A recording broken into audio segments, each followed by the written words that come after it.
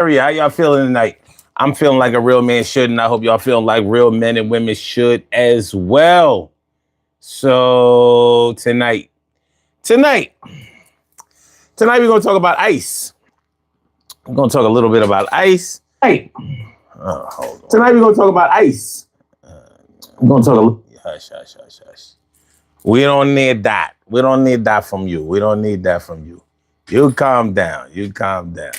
Anyway, we're gonna talk about ICE. We're gonna talk about the National Guard being deployed to these cities. And I don't know, man. We are at the strangest moment in history right now. I've never seen anything quite like what we are experiencing. And something tells me it's going to get a lot worse before it gets better. Yeah. And I don't know. With this administration, it's so hard to see anything getting better. It's almost like we have to reevaluate what we think is good or what we think better could be, would be, should be, will be. But anyway.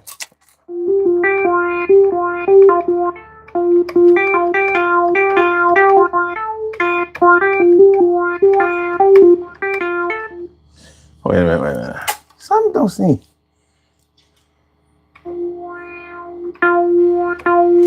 I guess I just gotta turn it up. All right.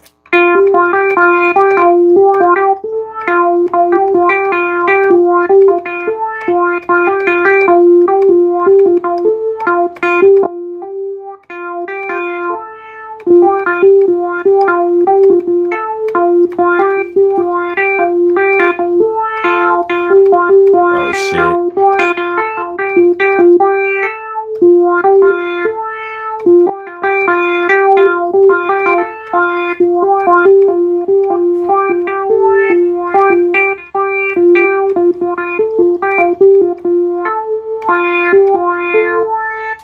Well, look who's come.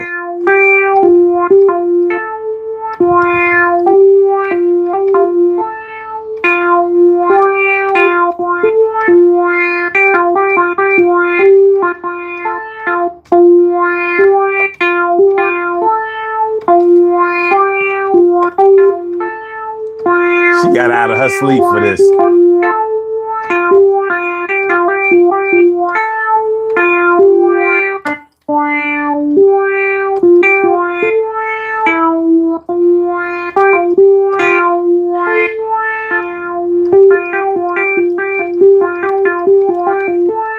Guess who's coming?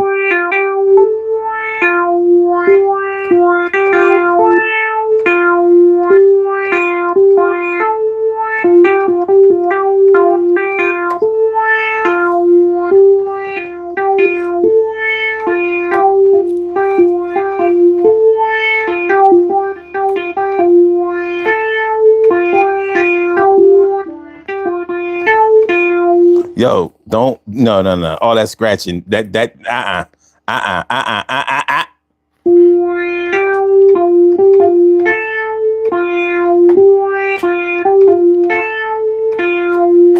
Crystal hates ice. All right, we done.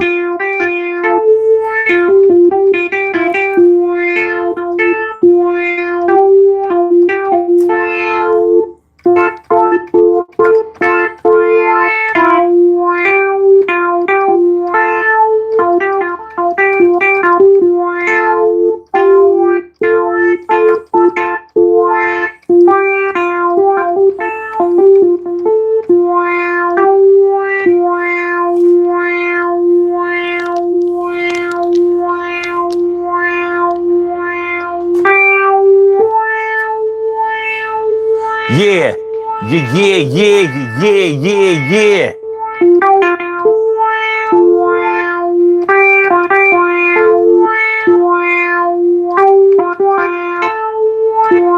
All right, man, we good. Urban Therapy with Sun 752, and this is daily. It's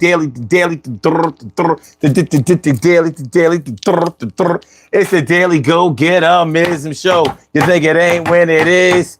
You think it won't when it whiz? We are here and we are in motion. We do this thing, taking off fast lane. Uh, uh, and everything is gonna be all right. We talking about what city will ICE go to next tonight? ICE. You know, I'm interested out the gate to see how many people agree with ICE and the National Guard being deployed to American cities. You know, we've never seen anything like this before. I mean, this is uncharted territory. We have never seen anything quite like this. American troops being deployed to American cities to, quote unquote, fight crime. Fight crime. Interesting. You know, I think that this administration, this is all personal. None of the views that I express are, well, let me just put it this way. The views that I express are solely what I think, what I feel, what I've read, what I've seen, what I've studied, what I know. This has nothing to do with public opinion, and public opinion is definitely welcome here. So we can have discourse. We don't have to agree. But, you know, I think that this administration makes it extremely hard to trust them. In any situation, they make it really hard to believe what they say, unless you are a hardcore MAGA supporter, in which I don't really understand what makes them believe everything that they say, besides not watching any other channels besides Fox or exposing themselves to anything except for right-wing propaganda. Or not right-wing propaganda. I'm going to have to say MAGA propaganda. I'm going to have to say MAGA propaganda because right-wing propaganda is one thing. MAGA includes right-wing propaganda, but it puts a whole lot of other stuff in the mix that you probably wouldn't be able to get anywhere else. Like Luis says, how do you make Kool-Aid? How do you make Kool-Aid? That's the kind of stuff that you get from MAGA, you know, basic racial slurs, but outright. If I can't say anything about the Trump administration, what I will say is that they are extremely brash, highly unapologetic. They are in your face with the bullshit. I've never seen a president act this least presidential in all my days. I never imagined that we would see this level of, I'm not sure what you would call this. You know, like chaos, irresponsible, immature. I think that irresponsible probably coins it the best for me. I think irresponsible probably does it the best because there doesn't seem to be any guardrails on this administration. There just doesn't seem to be any guardrails on this administration, except when they are putting the guardrails on somebody else. Like when they're not screaming bloody murder, when they're not complaining that, you know, the radical left is totally out of pocket and being bad. I don't see how you can do the things that this administration does and then just have the wherewithal to blame anybody else or anything else except for themselves. I don't see how it happens. I really don't. I cram to understand. I'm trying to understand how this works, but I guess it works the way that it works. So we're going to talk about MAGA, and this is not one of my favorite topics. You know, this whole MAGA thing is definitely not one of my favorite topics. It's one of those things that we have to do because this is current news and it affects so many people. So I don't want the people who are affected by this to feel like nobody's talking about it, nobody cares, and nobody's willing to do anything about it. So the National Guard,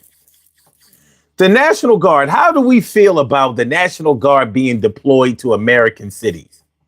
How do we feel about that overall?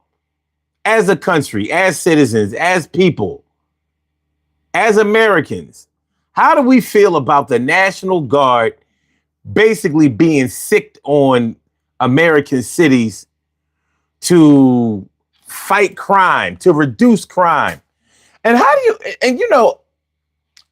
think it's interesting when they say that they're being sent to these cities to fight crime, and we have absolutely no idea. Well, I'm not going to say that we don't have any idea, but they don't straight up say what kind of crime that they are fighting. So we're left to speculate that they're only talking about violent crime. Is there any way that we could be off with that? I think that they're probably strictly talking about violent crime. I don't see any other way I don't see any other faction that they could be talking about. I don't see any other element of crime that they could be talking about. Because how are you going to stop theft? Are they there to stop prostitution? Drug sales? Because when they go to these cities, they talk about how, now it's safe to go to and we're only talking about Trump-filled propaganda when we talk about this. So I want to make sure that's understood from the door. We're only really talking about Trump-filled or Trump-pushed propaganda when we talk about, I've heard him say that people are contacting him talking about, sir, I want to thank you so much for sending the National Guard. It used to be so unsafe to go outside. And now, I feel so safe. It's like, dude, who can get close to you to be like, sir, you ain't going out there shaking hands with the people. You ain't kissing babies out there. You're not putting yourself in any type of accessibility to the public besides maybe some rallies. And have you noticed, since his approval numbers have been so low, since this whole tariff thing has been going down and this ICE thing has been going down and you haven't seen any rallies. Remember, on his first administration, he was having rally after rally after rally. It was like he was still campaigning while he was president already. That's what I remember. Now, if I'm off with that, if I'm wrong, please let me know. What up, y'all? Make sure y'all hit the like button. Hit the like button. I see we coming in here on a snail's pace.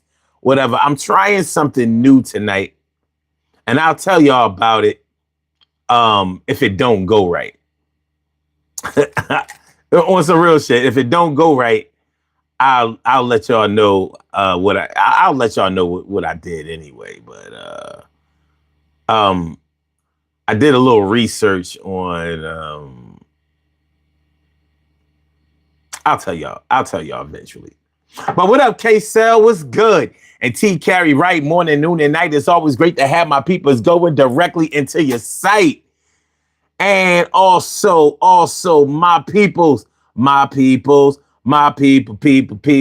David Figueroa, Senor Figueroa. Said, what up, son? And T Carry, what's good? And Ty says he tired, y'all. Ain't no more election for home to run. Ty, he tired, y'all. Ain't no more election for home to run. What the hell does that mean? You got to clean up that sentence a little bit, dog. I have absolute. Okay, wait a minute. You mean he's tired? Y'all ain't no more election for him to run. I don't think he wants any more elections, period. I think his goal is to eliminate elections for good. That's what I see. Now, if y'all see something different, oh, you mean Trump is tired? Okay. All right. Are you sure? You know, because every time they try to write this dude off as being sick and or sickly and tired and, you know, cognitively declining and all of that kind of stuff, it seems like he goes harder and harder and harder. He ain't going down without a fight. So I don't think that he's the type of man that you can just humiliate and humiliate out of existence. And that's going to be a problem. You said not sick. He just 80, bro. It's okay. Hey, look, man. You know what I'm saying, though. You know what I'm saying. You know, like every time, as much as I hate it, every time you seem to, or anybody seems to count Trump out, like he can't do this or he won't do that. He comes back harder and harder and stronger and more toxic and crazier and whatever. But, you know, I really want to get into this whole National Guard being deployed to American cities thing. Because, I mean, I know people in these places where he's deploying the National Guard, and I'm thinking like, damn, man, yo, this is wild. I got people in Chicago. I got people in D.C., the D.C. area, Maryland, DMV area. I got people there. But specifically in Washington, D.C., I have people there. So when I see that the National Guard was being deployed there, and I know for a fact that the National Guard is really only there to kind of protect ICE. And when you see these videos of ICE agents just basically running roughshod over American cities and just going into neighborhoods, and all they're really doing is trying to round up immigrants. This shit ain't about no crime, man. This ain't about no crime. And I think it's interesting, the agenda that's going on here. The agenda. And I also think about the soldiers themselves having to go into these cities. I'm thinking about having an assignment like this. You know, having an assignment, imagine being an American soldier, regardless of what branch of the service you're in. Well, of course, I think only the Army and the National Guard probably calls themselves soldiers. The Navy doesn't call themselves soldiers. They're sailors. No matter what they do, they're sailors. Interesting. Marines are soldiers. Hold on. Let me see. Let me make sure I got it together. Which branches of military service refer to themselves as soldiers? Okay, in the U.S. military, the Army is the branch that refers to its members as soldiers. Members of other branches have specific titles. The Navy uses sailors. The Air Force uses airmen. The Marine Corps uses Marines. Oh, I thought Marines were soldiers too. Who knew? I know they call themselves Marines, but I thought they were just identifying themselves as that particular branch of service. The Coast Guard uses Coast Guardsmen, and the Space Force uses Guardians. What is the Space Force? It doesn't say anything about the National Guard.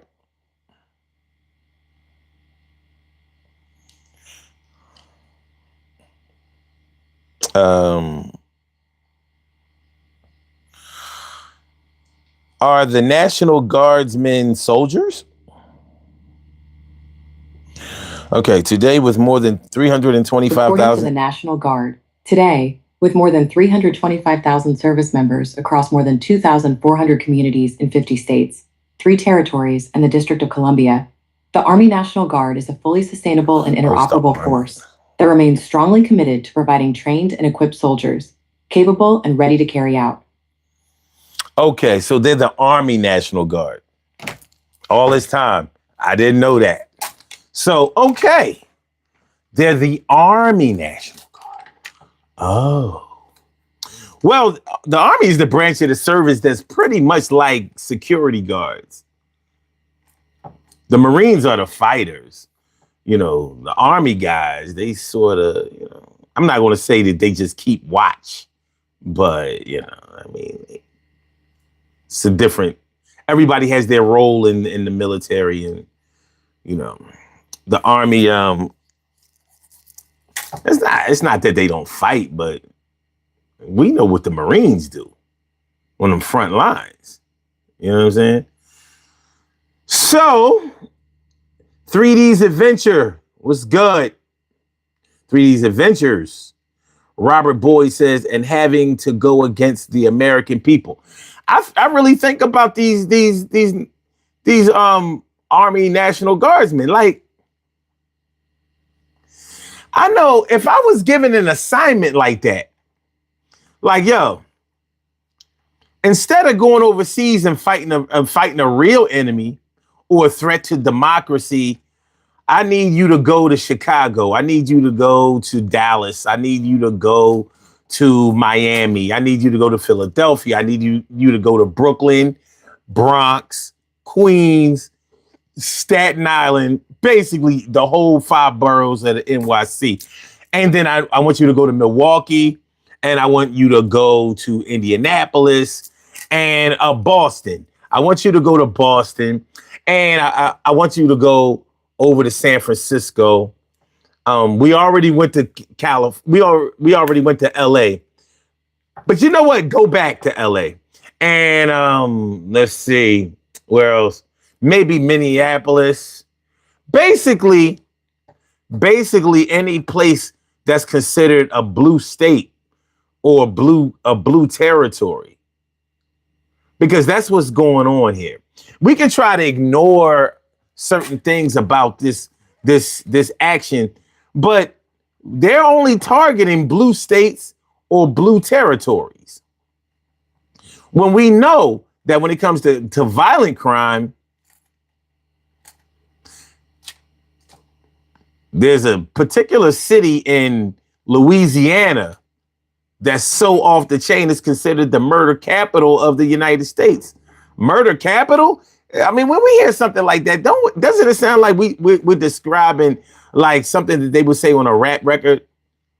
Like, I can see some rappers from Baton Rouge or something, you know, or Shreveport talking about, yeah, we live in the murder capital. We live in the murder capital. You heard me? You heard me? You know, statistically speaking, Jackson, Mississippi. Violent crime out the wazoo. And you know who lives in Jackson, Mississippi? People who look like this and maybe a lot darker. But Jackson, Mississippi is in a red state. But evidently Jackson itself is not a red voting district or city. So there's a clear-cut agenda. And this is something that we have to deal with, man. So that's what we're going to talk about tonight. That's what we're talking about tonight. The National Guard being deployed to American cities. What are we doing? Holla at me. Please get those likes up, y'all. Get the likes up. Make sure you participate in the poll question, too. I'm interested to know how y'all feel about the poll question. You know, and there are no right or wrong answers. What up, Philip? Let me see.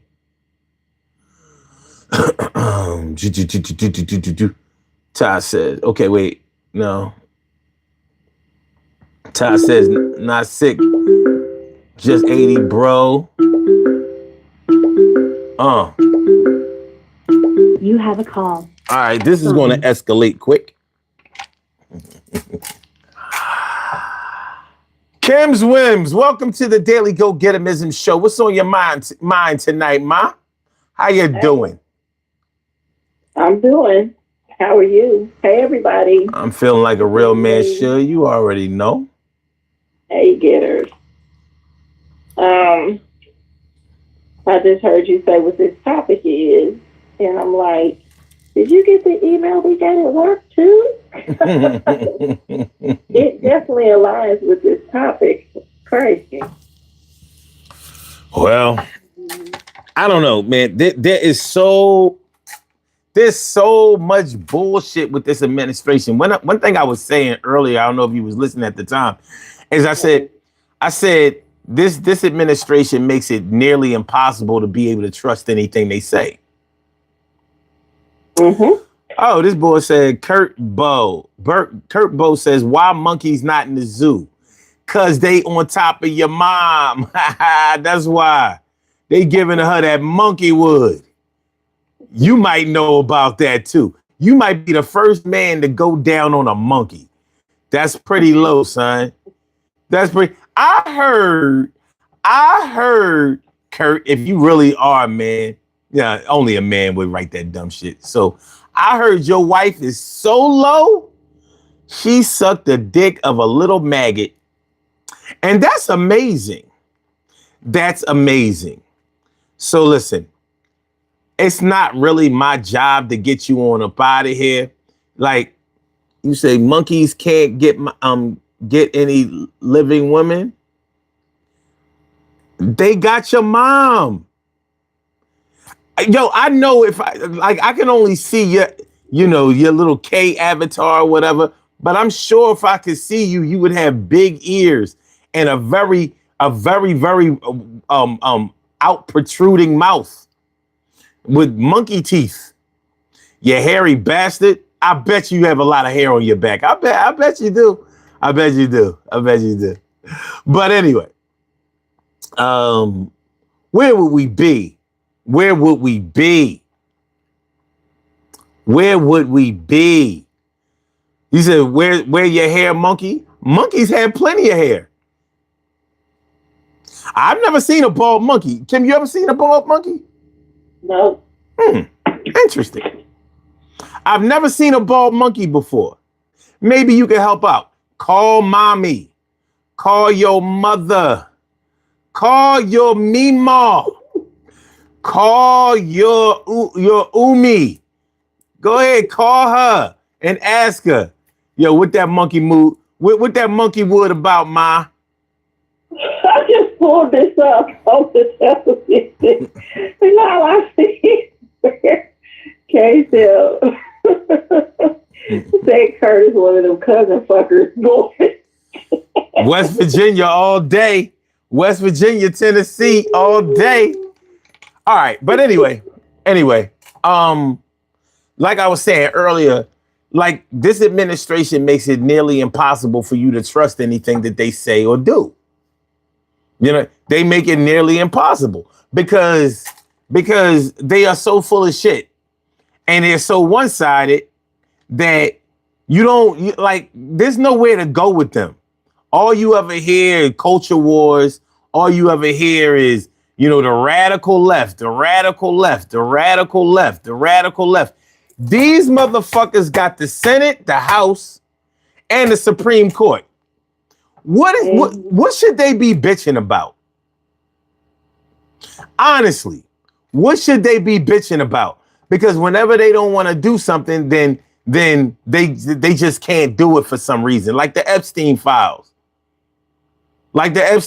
First you call for the files, then when you realize that you was gonna be put on blast, then you don't want the Epstein files no more.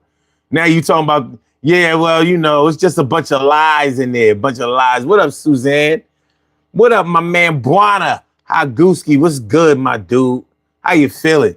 Welcome to the Daily Go Getimism Show. So yeah, they make it impossible to really trust anything that they say, because at the end of the day, out of all of this shit, whether they're deploying troops to American cities or whether they're allowing these masked ICE agents to run around looking like they just thugs on the street, you still got to deal with these high ass food prices in the supermarkets, and you got to deal with this high ass gas when you go to the gas pump. So on your way to the grocery store, you got to deal with the high cost of filling up your car. And to me, that shit cancels out any of that so-called policy.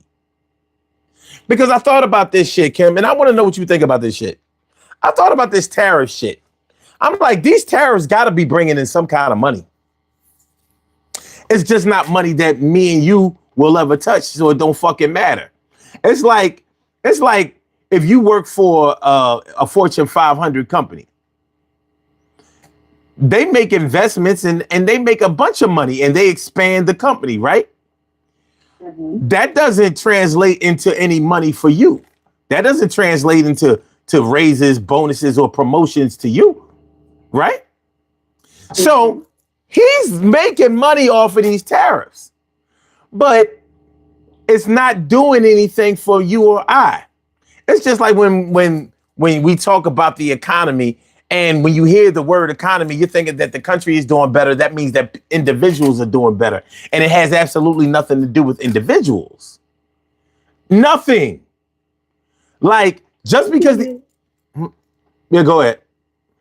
I was going to say, I'll give you an even better example. Like right now in this shutdown, the leaders, the head, the people in the White House, they still are getting paid while everyone else isn't. Right. They still make money from everything, but everybody else is trying to figure out, now, how am I going to do X, Y, Z? How do I make sure my utilities are paid and my mortgage, my rent? How do I put food on the table? How do I put gas in this car to go to a job where I'm not guaranteed a paycheck and might be fired when I get there after a full day's of work? Right. So, and that's the crazy. I mean, yeah, it's simple math. Like, you're not factored into the equation. Simple as that.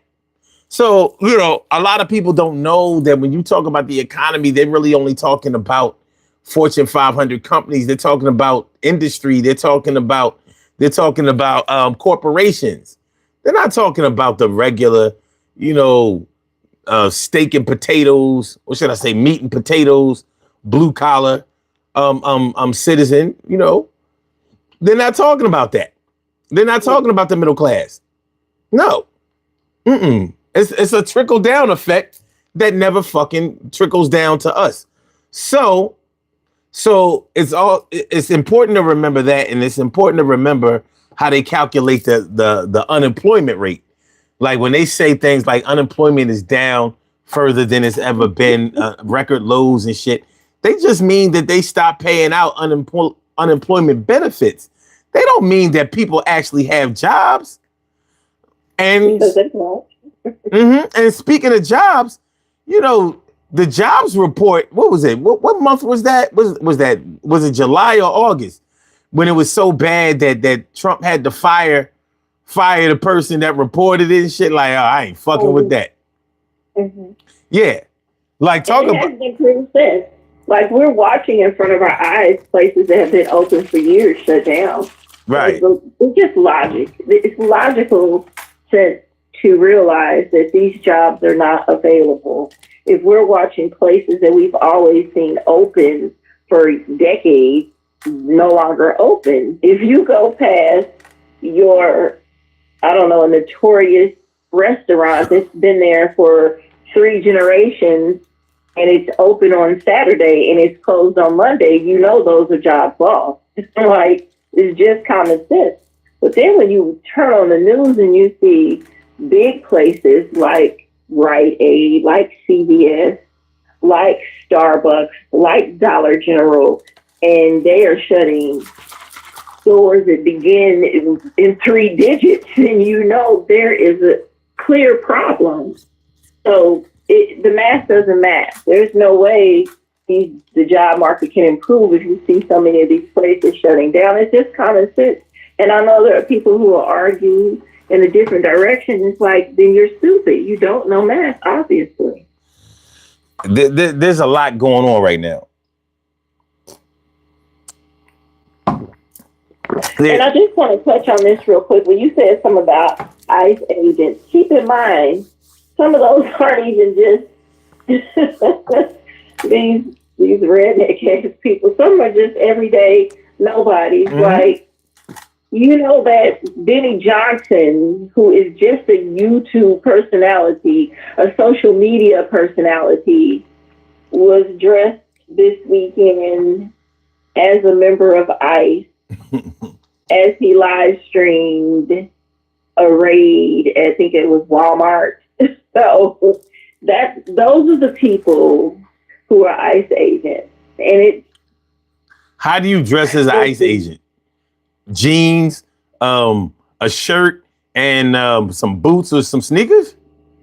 and the vest that has ICE on it. ICE Oh, my bad, my That's bad. what it is. Oh, He had very all that, identifiable. the gear. Oh. Yeah, he had on all the gear. And here, I caught part of what you were saying, so I don't know what you were saying in the beginning, but I know when I tuned in, you were saying something about something along the lines of the National Guard people who are being sent in. You know, like these are everyday people sent into this. And you know, I was listening to Whoopi Goldberg this morning say something about, keep in mind, this is not something they want to do, and they're going in. So just be mindful and be kind to them too. And here, let me put my disclaimer out, because I'm probably on the island of Kim alone, and that's fine. I do not have the mental acuity to be politically correct anymore. I'm trying my best. That's all I can say. In my heart of hearts, I'm trying my best, but I'm probably not going to say out the right word. So you may have to stop me at some point, because I don't want you to get in trouble with this channel. Well, it's on tonight because enough is a fuck enough. I'm just trying to figure out. I've tried to put myself in the mind state of a National Guard soldier. Imagine me saying, imagine my boss telling me, yo, we got to go to San Francisco. We got to go to Philly. We got to go to New York. We got to go to Chicago. We got to go to DC. We got to go to LA. And like, for what? Oh, because, you know, for years they've been robbing and stealing. Well, no, we don't care about that. They've been sticking people up, carjacking, killing each other and all that kind of shit. And I need you to go in there and stop them from doing that. Well, how do you do that? Because last time I looked, that was what the police, the local police forces do. So you want us to go and do that? Because when we do what we do, when we go overseas and fight a real enemy, we take away their weapons, and then we stabilize the area, and we make sure that, I mean, we don't care if they kill each other, but we just make sure that they don't kill us. So how does this work? How does it work? I mean, because I imagine those soldiers probably have family in some of those places. A place like LA, a place like San Francisco, a place like Chicago. What are the chances that you're not going to have no people that live anywhere near there or whatever? Or that none of your people are going to be affected, even if they're not from there. They may have gone to school there. They may have moved there. Those are places where people from other places go to live. So what are the chances? Well, here's the exact quote. Here's the exact quote this moron is putting out. His exact quote is, Portland is burning to the ground.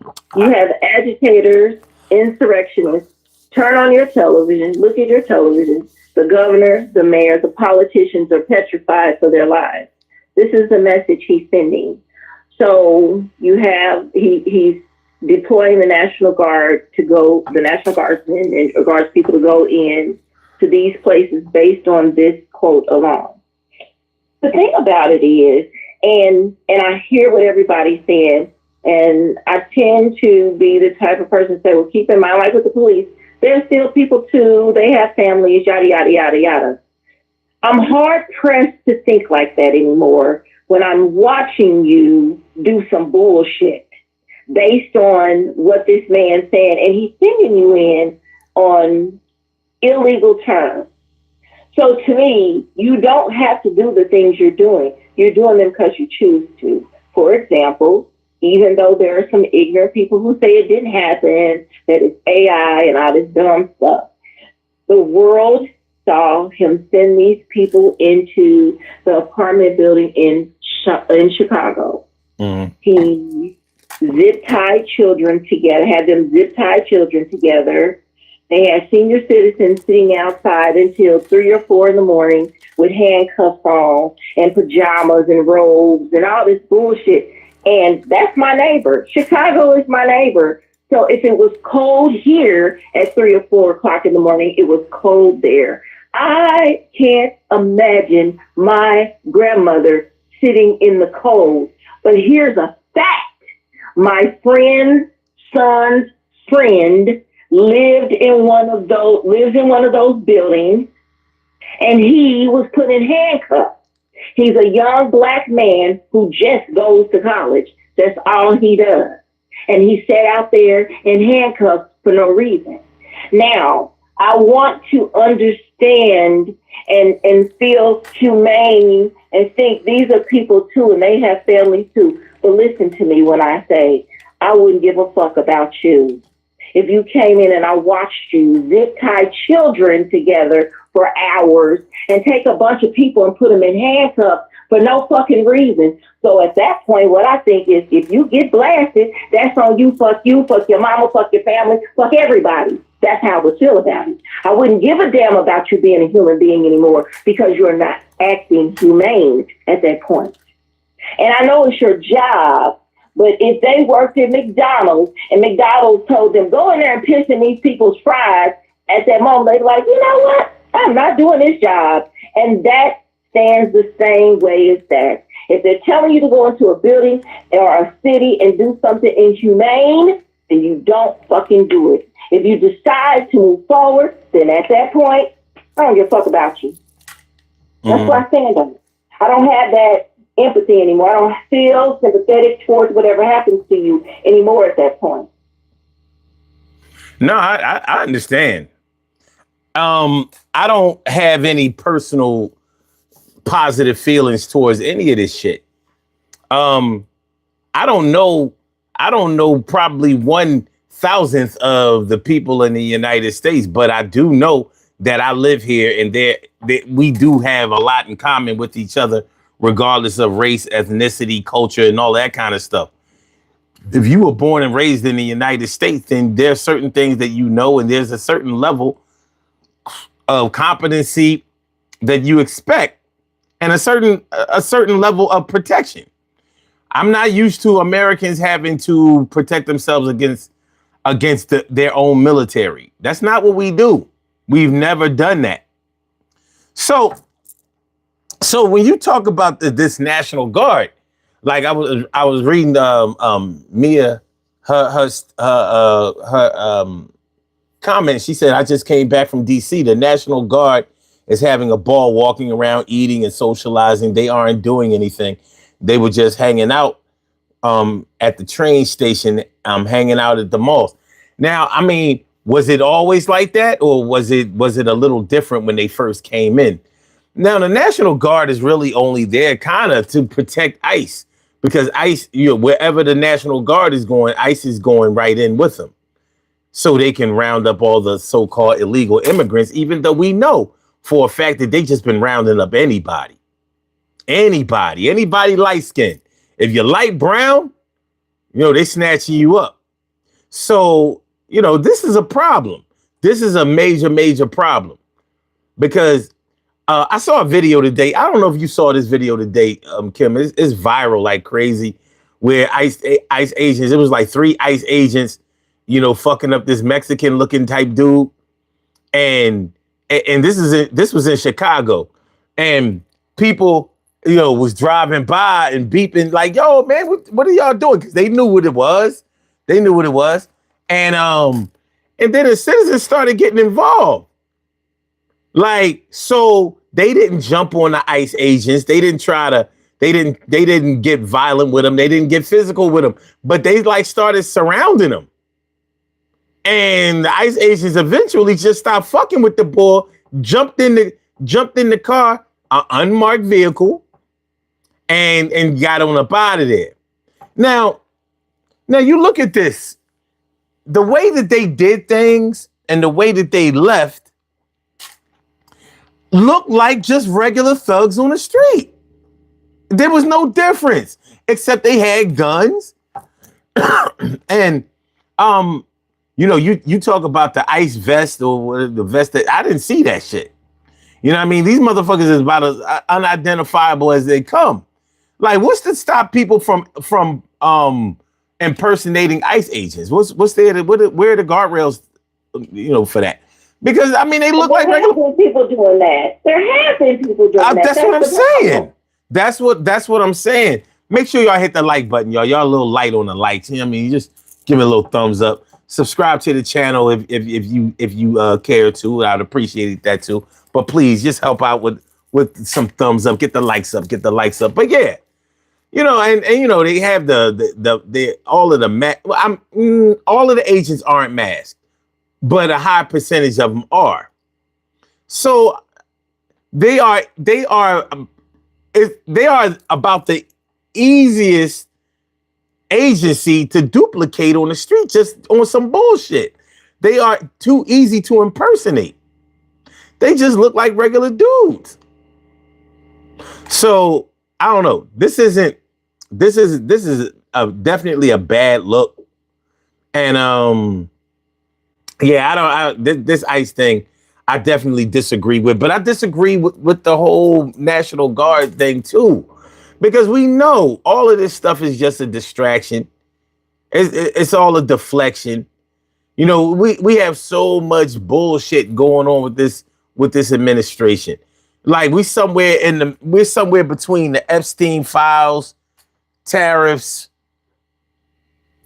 UFC fighting being set up at the White House. Listen to what you just said. Nothing about that makes sense. It's crazy. At the White House. God, that reminds me of anything you've ever seen in a movie about slavery when they forced black men to fight each other for sport unto the death. That's what it reminds me of. Oh, Jason, you saw the video, but yeah, like what they call it, club. He tore down the Rose Garden, right? And what does he call it, club something in the White House? He does.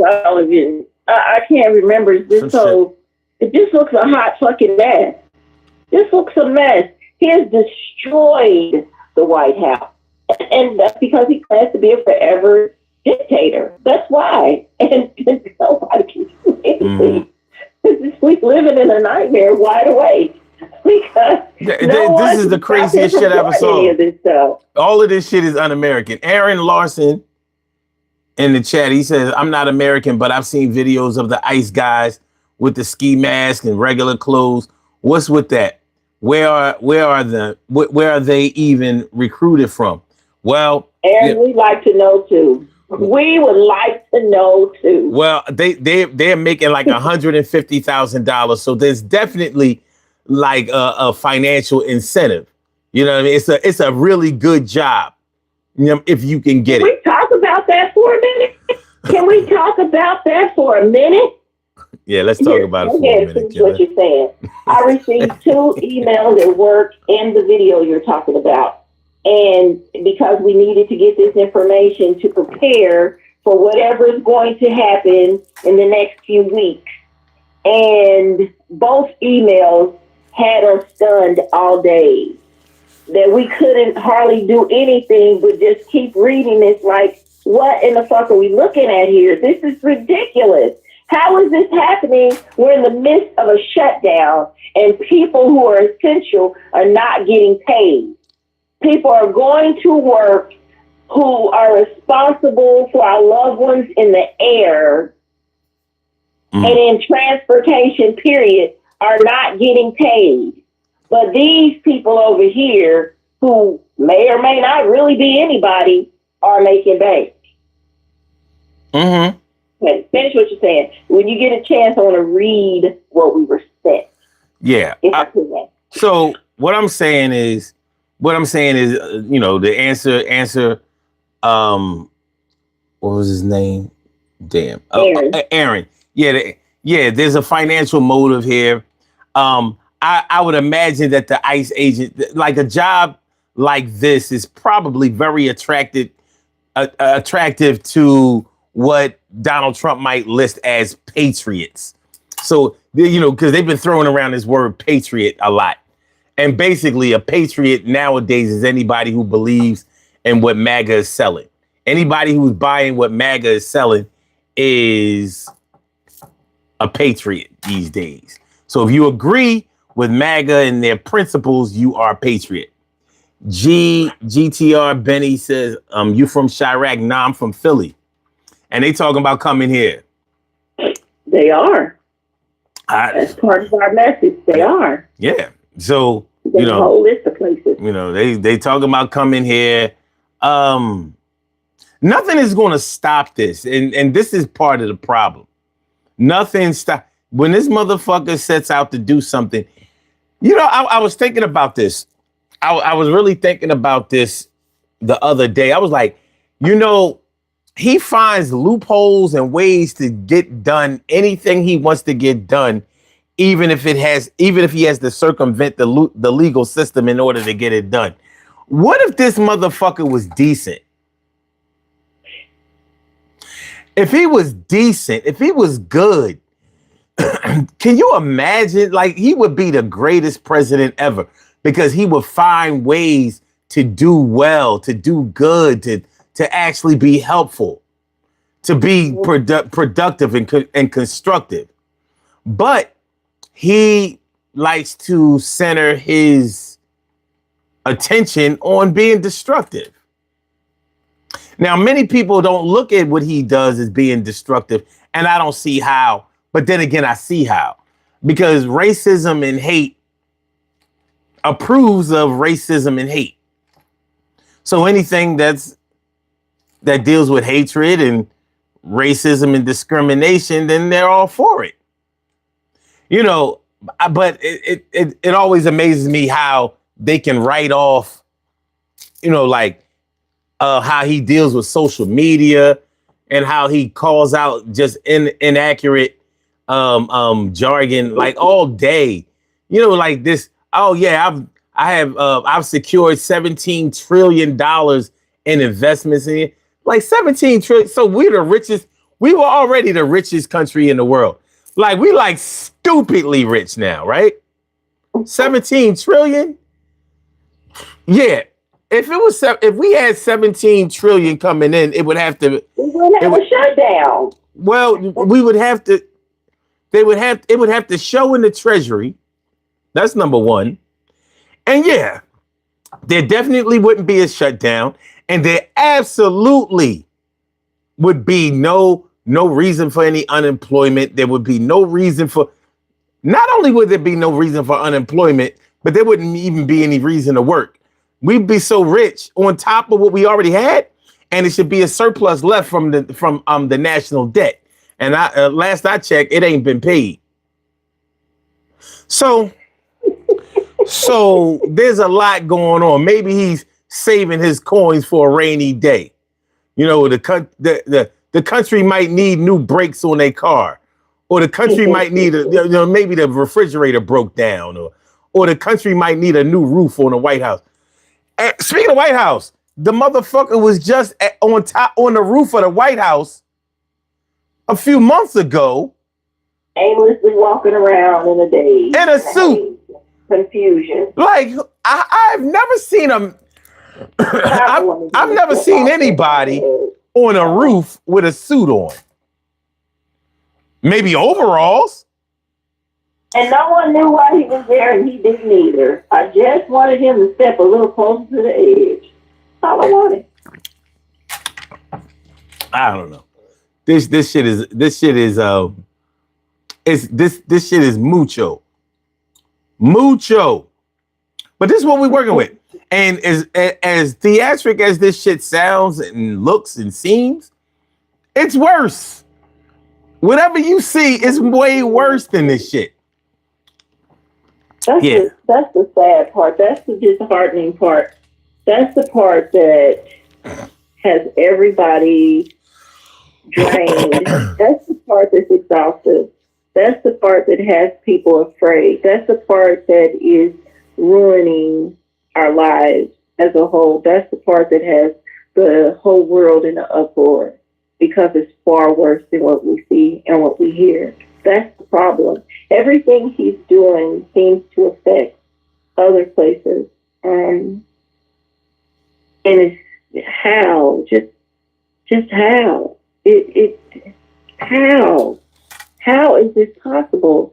And I don't understand the people who still support him. That's the part I'm just like, what in the fuck is wrong with you? How do you open your pie hole and breathe oxygen through your nose and your brain follows this guy? How? What is it just, I can't. I'm so tired of him. I am. He has been exhausting us since 2015. And here we are, 2025, and he has made life so miserable, and it's not improving. Well, I saw something interesting. I really don't want to be all over the place with this topic because I really just wanted to talk about the National Guard and ICE and how that shit is going to affect us because it's going to, the shit is going to hit so many blue states as approval for this shit, and MAGA is the only only faction that needs to approve it, but it's going to hit so many other ones. But I saw this video today, and they were talking about how these farmers need a bailout because they can't sell no fucking soybean. You know what I mean? Like zero. Like China ain't buying none of that shit. So they all fucked up. And the farmers are suffering so much. And, they mad and all of this shit. And they mad, they sad, they going out of business. I mean, real shit. They got acres and acres of crops and shit that they can't sell. They basically sitting on shit and they're done. And they was talking about how when they're coming on these talk shows and they're talking about their struggles and they're talking about their problems and they're talking about what's going on, and they never asked them, well, who did you vote for in the 2024 election? They never asked them that. And the reason the reason that they don't ask them that because they already know. But I think it's interesting how they don't put it out there. They don't put it out there. Put it out there. Like, yeah, well, who did you vote for? Because Kamala Harris told you what the fuck was going to happen to you. And that was happening to you. Y'all voted for his ass back in 2016. Mm-hmm. He fucked y'all in his first term. And he came back and dropped y'all pants and entered you from behind again. Because everybody had amnesia and they forgot about what happened during the pandemic. They got sodomized. It's the sodomization. They on television and said, "Hey, what about bleach?" They forgot that. We ain't even gonna do the COVID thing. We ain't gonna do it. We ain't gonna do the COVID thing. But I'm just saying, if you got fucked over by somebody once, you gonna let them come and fuck you again? Only way you would do that is if you liked it. Like, I guess you figured he was going to use a little bit more lube this time. You know what I mean? Yeah. Be a little, maybe he would play in your hair first and give you a massage. I don't think he lay on your stomach. Lay on your stomach, farmers. Lay on your stomach. It's going to be all right. Don't be afraid. Don't be afraid. Don't be afraid. Don't be afraid, baby. I had no sympathy for the motherfucker. Fuck all y'all. That's what you get. That's what you get. You know what I mean? Shit, I mean, your mama told you a long time ago, you lay down with dogs, you come up with fleas. I guess she ain't tell you about them ticks. See, fleas jump around, the ticks hang up, they hang right there on you, sucking just. and leave you with a different kind of disease that could just cripple you for the rest of your Lyme life. disease, baby. Lyme disease. You all fucked up. But hey. All my MAGA supporters out there, because I know y'all in here. All y'all MAGA supporters, it is what it is. Y'all suffering too, but y'all hanging in there. Y'all bunch of Dallas Cowboy fans. I get it. I don't get it, but I get it. I seen this. Satan says, I work at a grain elevator. Believe me, those farmers are not hurting in any sense. They are making more in subsidy payments than crop. Yeah? Okay, so what are they bitching about? Nothing? So you mean not all of them. Yeah, I mean, I know it ain't all of them. Shit. You know what I mean? Like, I know the ones that I hear about. And these are the big giant farmers. These ain't no small, one barn, one mill. we not talking about no. Some of them are hurting because they're not even being involved in the import-export trade anymore. Like my son's people in Jamaica, they are involved in import and export trade, and that's not even happening right now because of the tariffs. So a lot of the farmers are losing because they can't even be involved in what they've been doing for decades. They are FUCKETY FUCKED. Mm-hmm. I can't write that in the chat. That spells fuckity fucked. FUCKETY FUCKED. Fuckity fucked. Let that be a vocabulary word for you. Oh, Satan says because they want that crop payment also. Oh yeah, okay. So that's not everybody. I know it's not everybody. Like, and some of them aren't even going to get it. That's the thing about it. That's wasteful spending in his book. Yeah. So some of them are getting none of that because he considered it wasteful spending. And trust me, he knows who's making money and who's not. You know what I mean? That motherfucker is Santa Claus. He knows when you've been bad or good. But he'll only reward you if you've been bad. He knows when you've been bad or good. So be bad for goodness sake.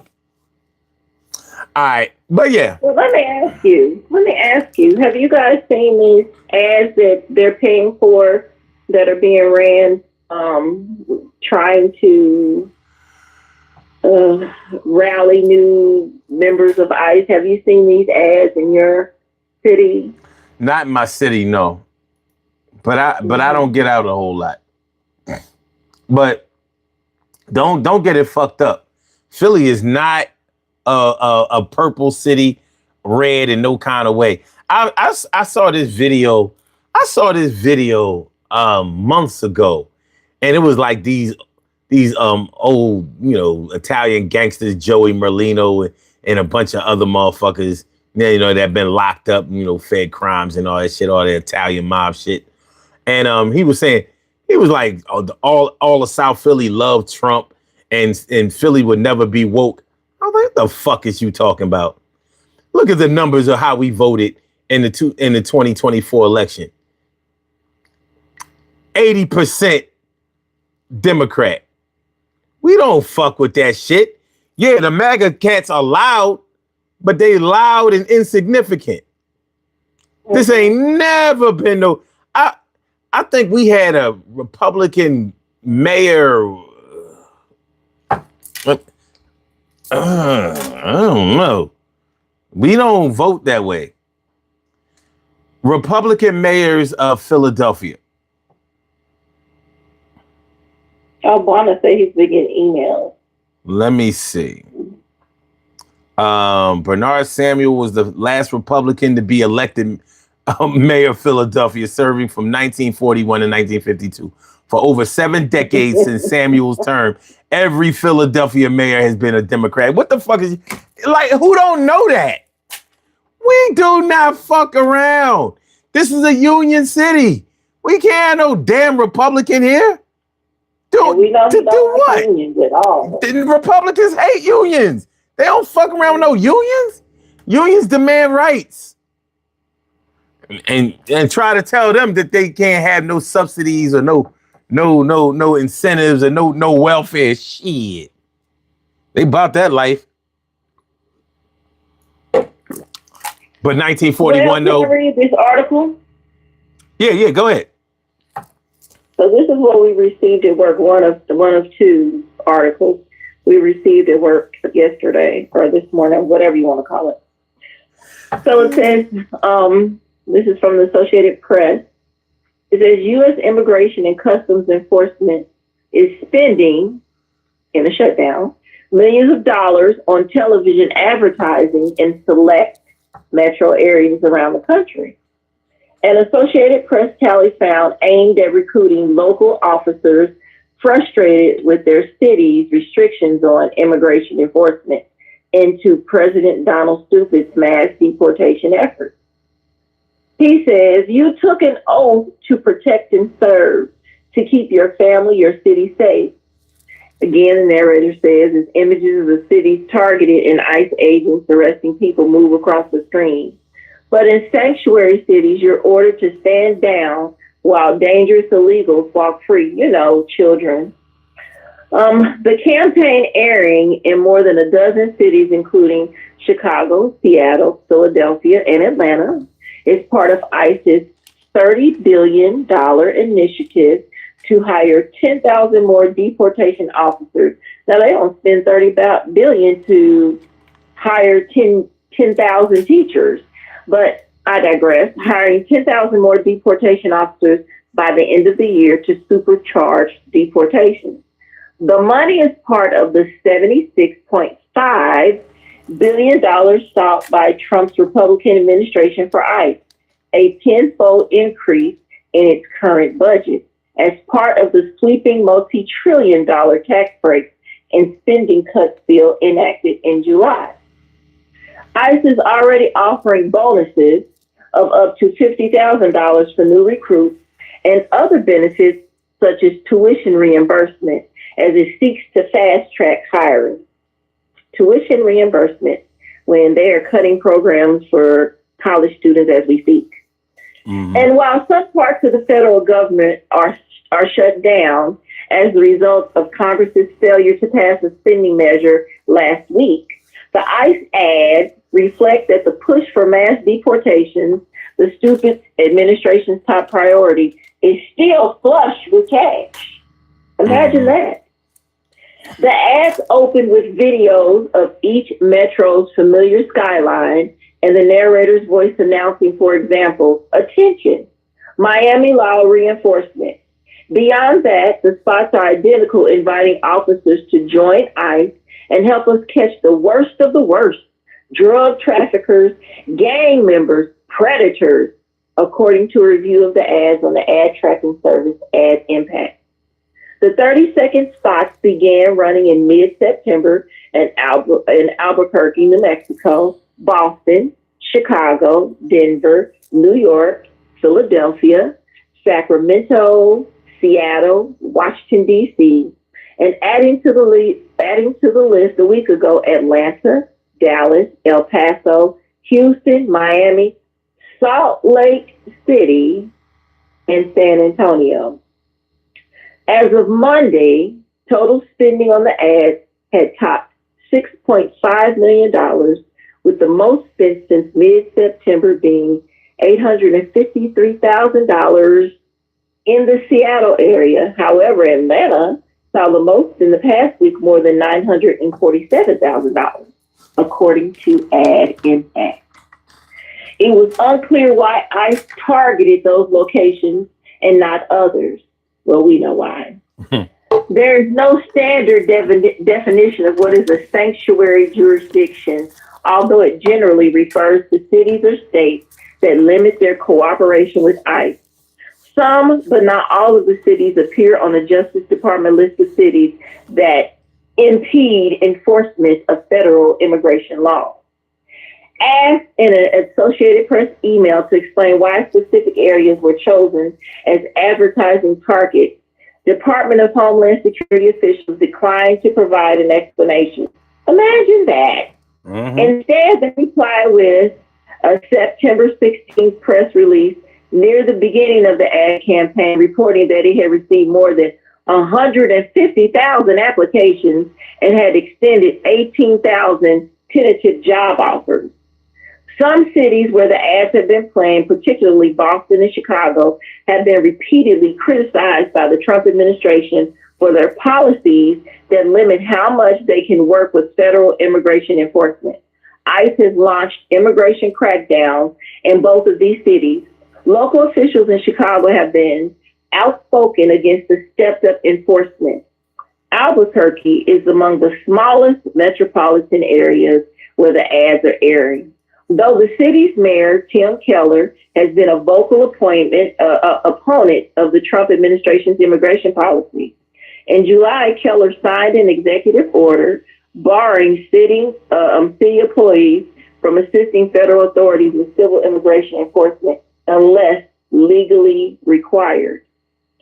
The Associated Press reached out to police departments in areas where the ads were running. And they went in on the Chicago Police Department this weekend. Most departments either did not respond or said they did not comment on actions of outside agencies. A few, including Sacramento and Miami, said they had not noticed any of their officers leaving for positions at ICE or DHS. 4 of the markets where the ads are playing are in Texas, including San Antonio. Danny Diaz, the president of the city's police officers association, said he'd seen the ads and was concerned about prospective recruits who might be thinking of joining the city's police department, joining ICE instead. We can't compete with a $50,000 signing bonus, Diaz said.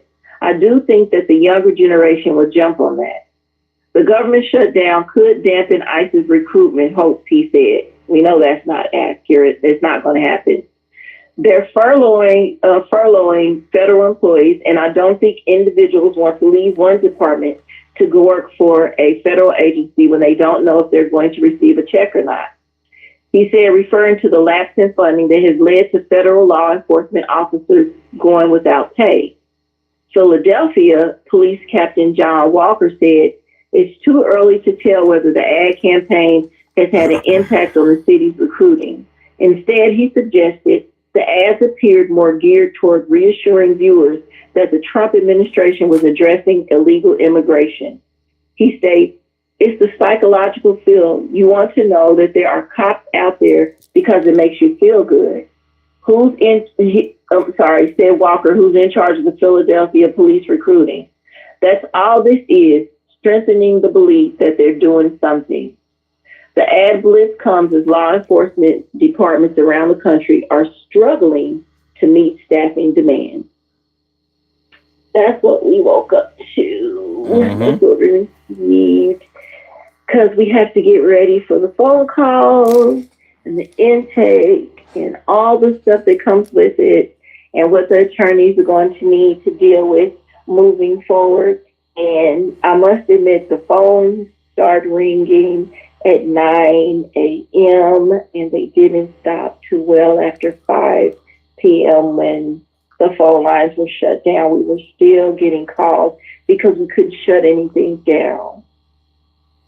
Yeah. And it's a lot of people in these particular cities who are concerned, who are worried, who are without jobs, who want to sue the United States government. I don't know how many calls I received saying that is not something we can just say yes to.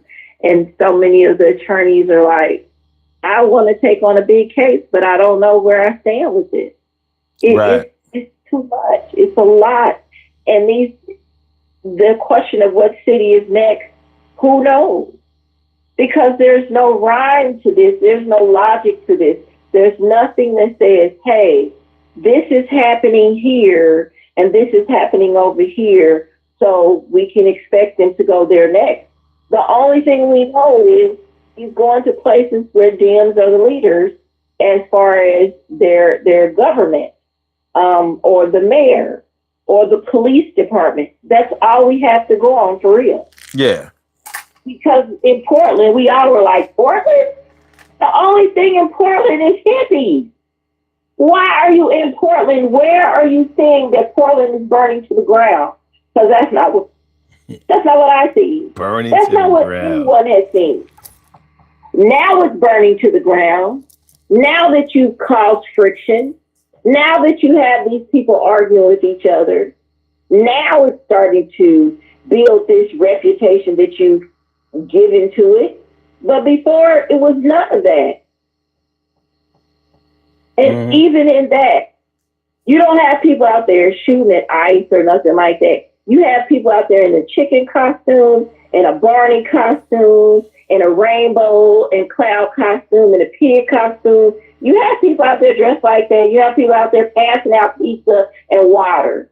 So where is the violence that he's talking about? Where is the war zone that he's talking about? It doesn't exist, but he's trying to create now in Chicago. That's a different monster. But see, you ask for that. You ask for people to box in the ICE agents. You ask for people who are already trying to just cope with day to day, who are just trying to make ends meet. You ask for them to be more aggressive.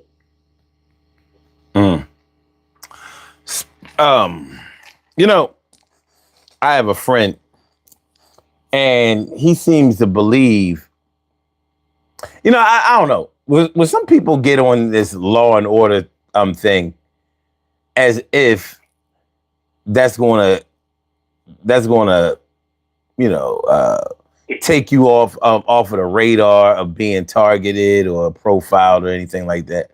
And I'm saying all of that to preface saying this. He was talking about how ICE is coming to Philadelphia and all this kind of shit. And he said it's going to be our fault that they come because of the violence that we inflict upon each other and all of the other crime or whatever. Now you're going to make them put us on the schedule. And I'm thinking to myself, like, so you honestly think that if it just started being good, then they wouldn't come? First of all, you're not going to have any major cities and not have any crime. You hardly going to have any place on earth that doesn't have any crime, but you're not going to have a major city and have a zero crime statistic or situation. And so when I hear somebody like Trump claim that now there's no crime in DC anymore, and I'm thinking, like, how can you even utter something like that? Like, how do you get away with that? Unchecked, unquestioned, unchallenged? Like, how do you do that? I wouldn't be able to do it. Because he speaks like people were just stranded in their homes and had to retreat to just being locked down in their homes because it was so bad in Washington. And I don't understand the lie. Now we can walk through the street. I can go in the middle of the street and feel safe. You've always been able to do that. What are you talking about? Sir, thank you so much, sir. Fuck is you talking about, sir? Who gets close enough to this motherfucker to be able to be like, sir, thank you so much? Oh, yeah, I called Trump the other day. I was like, sir, yo, you got it going on. Sir, the fuck out of here. So, yeah, shout out to all of those generals and admirals that said, I'm the fuck out of here. I'm not doing this. Early retirement. They say, I'm out of here. We not doing that. Like, that's crazy. But there's not enough for my satisfaction. There's not. It should be mad. It shouldn't be no generals or admirals left. Like, all of them gone. You know what I mean? Yeah, I feel like they're not getting paid anyway, so that should have been the time where everybody just says, we're done. As a unit, we're done. Because what are you going to do? Sanction everybody? He's going to make everybody AWOL? What's he going to do? Everybody in the military? That's not ever going to work. You know, it's interesting. Not ever going to work. It's interesting that a place like Portland, Oregon is blue, when for years I've associated I've associated Oregon with nothing but crazy white right wing extremist militia groups, and definitely they got so many neo-Nazis there. The shit is crazy, and I'm like, they vote blue? Well, damn. I think during this last election, a lot of them were like, they were sick of him. So no offense to anybody, but the reality is what it is.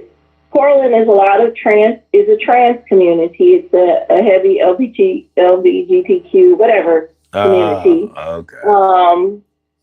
And it's a heavy, it's a hippie community. There's no question about it. Portland is kind of one of those weird places.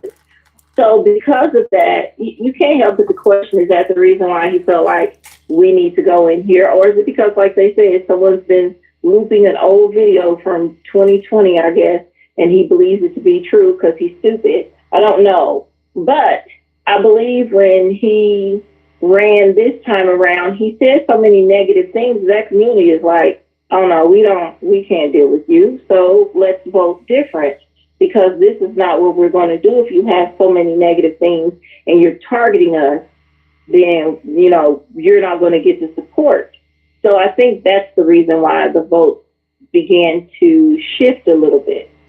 However, we've seen it play out now. Like, it's a live stream that was on before I came on here that's showing what's going on in Portland. And it's just a bunch of white people arguing with each other. Some are your neo-Nazi psychopath MAGA followers. And then some are just your everyday ass people who are like, look, this is too much, and we are not allowing this to happen here. And that's what you're saying. And it's one guy who's so loud and ignorant. He's been arrested twice by the police, and he's back out there, and he is, now when you want to call someone a plant, he's a plant, because he's going around agitating everyone. But he's yelling, yes, ICE, we celebrate you, we support ICE, MAGA for life, Donald Trump 2028. And he gets out of jail, goes right back out there, and he just continues doing something. But the moment someone strikes back against him, then he's hurt. He's the victim, all these things. He is the ultimate plant, in my opinion. But he's stirring up the fire. He is going from person to person to person, inciting or trying his best to incite a reaction. So then he'll get that truth that this stupid orange maniac is putting out there. That's what he's trying to do. Let's make it true. And when I tell you, I mean what I'm saying. He is getting people's faces, carrying on and acting a fool. And I'm just like, it's a matter of time for somebody to give him what he's asking for. And that's the truth. Karma is a bitch. We all know that. You can't keep messing with people and think everybody's going to be okay, because somebody is going to give him the fire he has requested. Somebody who is mentally exhausted is going to answer all of his prayers and give him the day that he wanted. And then that's when they'll use that to politicize it and say, look at all the violence. This man has been unalived because of the violence. No, it's because he's an asshole and he keeps fucking with people. Unalived. Yeah. Unalived. Yeah. Well, they can say an idiot friend who keeps asking, well, how come they're not coming here? All the violence we've had over the past few weekends, how come they're not coming here? And I'm like, you want them to? What the fuck are you saying, dummy?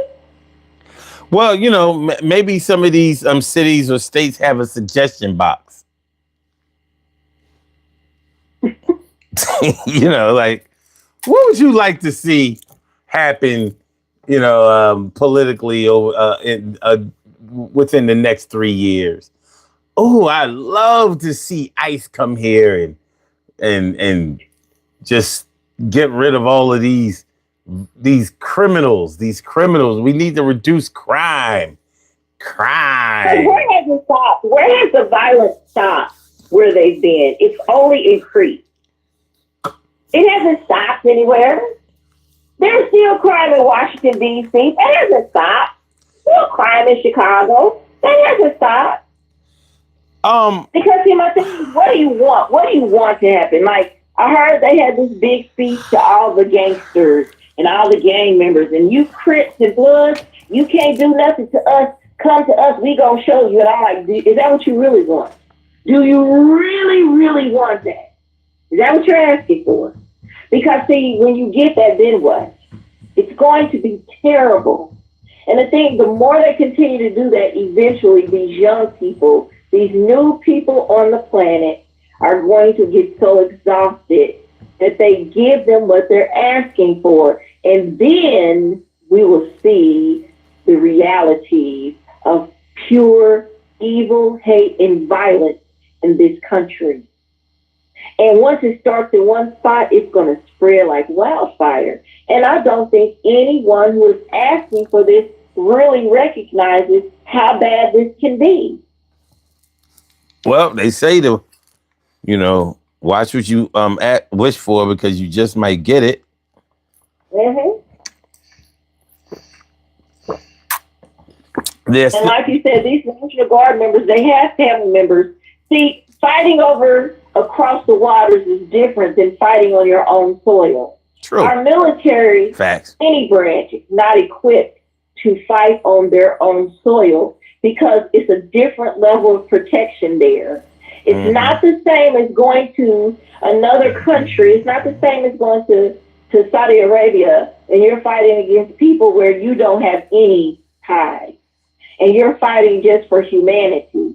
You're fighting a group of terrorists. It's not the same as I'm going into this city that I can drive to in my car in a couple of hours and visit my mom's family or my dad's family or my old high school buddies. It's not the same because the level of protection is different.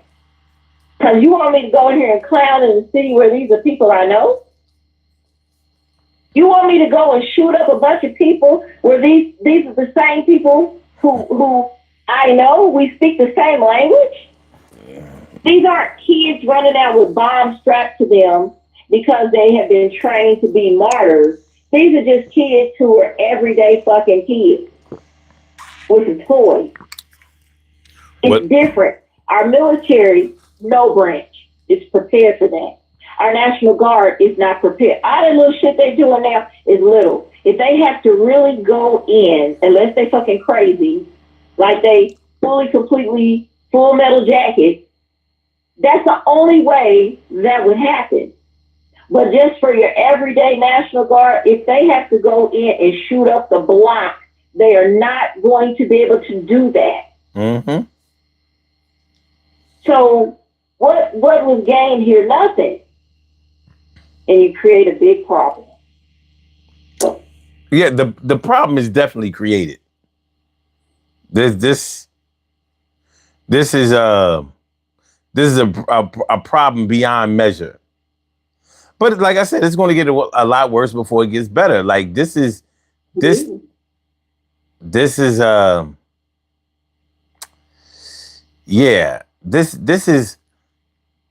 situation is so divided.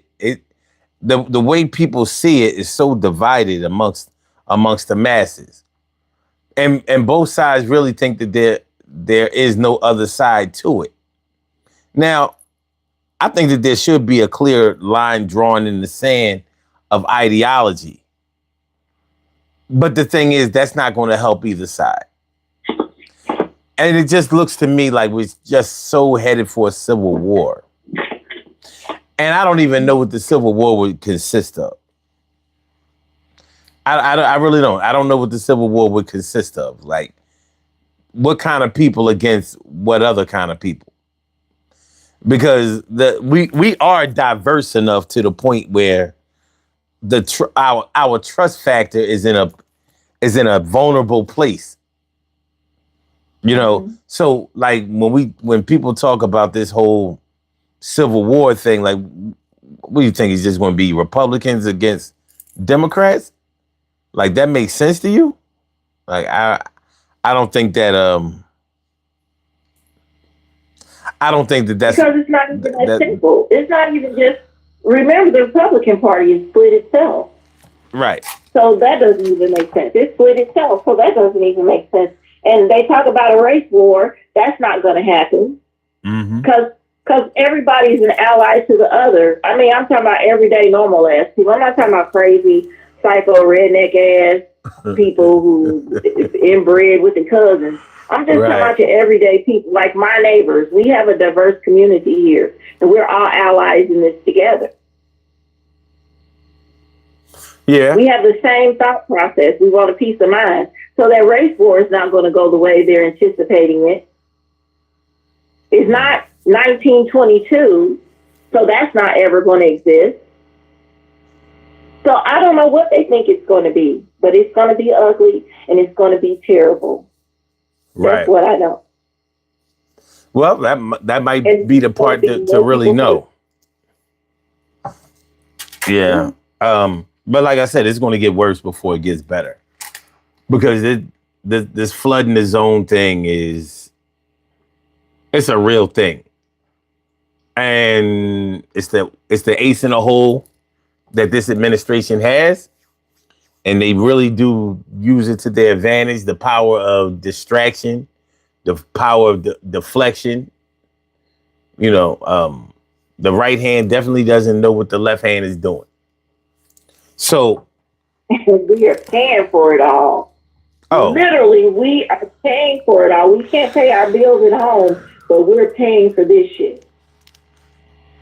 Yeah, and this is national politics, where most people should be more engulfed, entrenched, and involved in their local politics. We've been conditioned to think that local politics don't matter.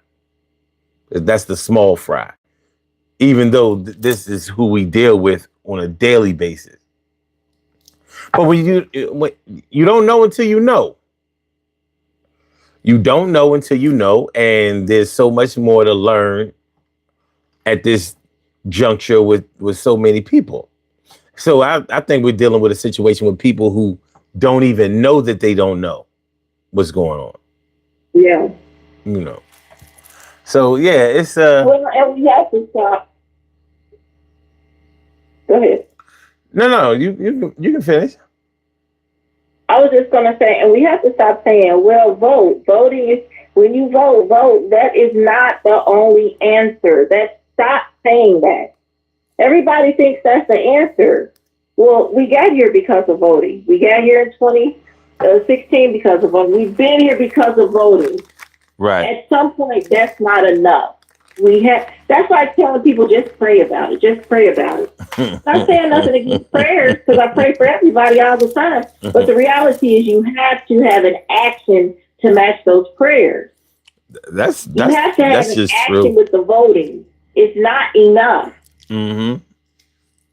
And you see what happens. You see he knows how to rig an election and sway the votes the way he wants to with some dollars. So we know that's not the answer. So something else has to be the answer, because that's not it. And even protesting, I don't think people understand how to protest. See, and I'm not saying I'm an expert, but everyone is still protesting, thinking it's beneficial to protest like they did back when Martin Luther King and was saying this is how to protest. That doesn't work in 2020 anything. It doesn't work in a modern society. It doesn't work in a society with new people who don't give a damn about any of that. It doesn't work in a society where the leader of the country is a psychopath baby who has a tantrum with some dollars to buy people. It doesn't work in a place where people are so afraid to move. And I mean, big time people are afraid to move with their things because they don't have anything to fight with, because he has the Supreme Court, the majority of the Supreme Court in his pocket. And it's like, well, when you can't get the Supreme Court to give a trial, fairly defend you, give you a fair space, and you have nothing, so they just yield. So those things don't work in the sense that we have always thought. So something else has to be it. Now, I don't know what it is. I have suggestions, but see, nobody's ever going to listen to my suggestions, Because it takes it takes everybody effortlessly to do it without fear. Yeah. And I don't think many of us could do it without fear. So. Yeah, you're probably right. But I can tell you what, if everybody stopped work at one time for 24 hours, it would change some shit real fast. Yep. Even with this thing with the Super Bowl, if everybody said, you know what, if this is how you're going to act, I'm not going in there where ICE is. Because see, the reality, rich people are the ones who are going to be at the Super Bowl. Let's call it what it is. People with the bucks are the ones at the Super Bowl, not the average everyday Joe. Mm-hmm. For real. Not as a majority. So if all those people say, I'm spending my tickets and I got to deal with these people here, I'll lose that money. I won't be attending the Super Bowl, the whole game. And I'm not going to watch it on television. Wow. Oh, hit those pockets so hard. Because see, you still have to give the money to the advertisers. You still got to accommodate them. But you don't have no viewership. Yeah. Problem. That's a big problem. We're not ready for those kind of protests in this country. We're not. It sounds good, but we're not. But we're the hottest country in the world now, right now. Oh yeah, because we're on a fashion show. We're running the catwalk. This is a country dressed up like a whore on the catwalk.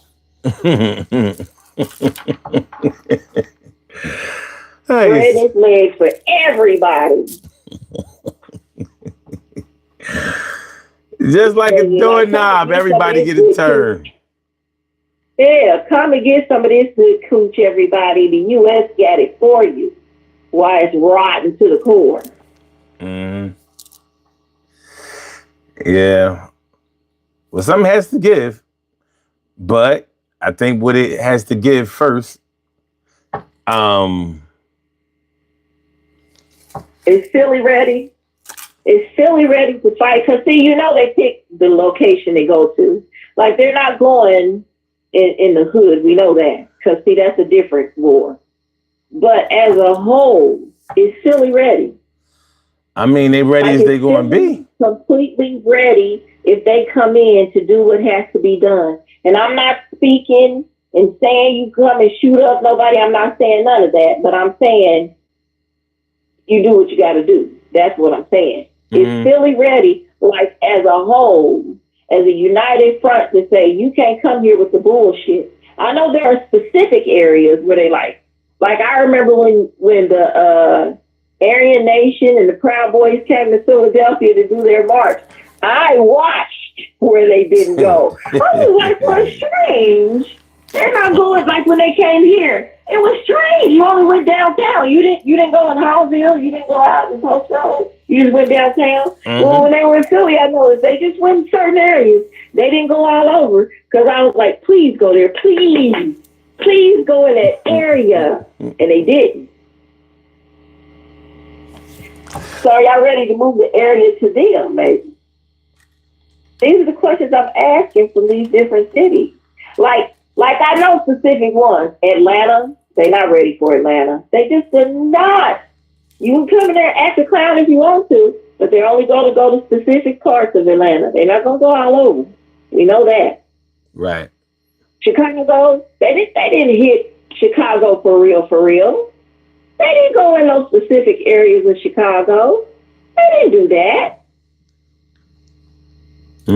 So I'm just saying, are y'all ready in Philly? Like, do y'all have a plan in mind? Like, if these niggas come here, they can't come here with the fuck shit. I don't know if we're ready. I doubt if we're ready. You know, when you start talking about regular citizens having to defend themselves against a police faction, most people aren't really ready for that. I'm sure that there's some people who are ready, but they probably won't be where the action is. That's what I suspect. You know, but hey, you never know. You really don't. You never know. I'm hoping that they never make it here, but you know, between the legal ramifications and the flightiness, it sounds like a bet that you could probably make and prosper off of, but you just never know. You just can't know. There's too much going on. I mean, we got all these food recalls and all these other recalls. I wish you could recall this president. God, can we do a recall on him and send his ass on somewhere, please? Man, they probably... He is a different kind of E. coli and salmonella combined together. Mm-hmm. Yeah. So,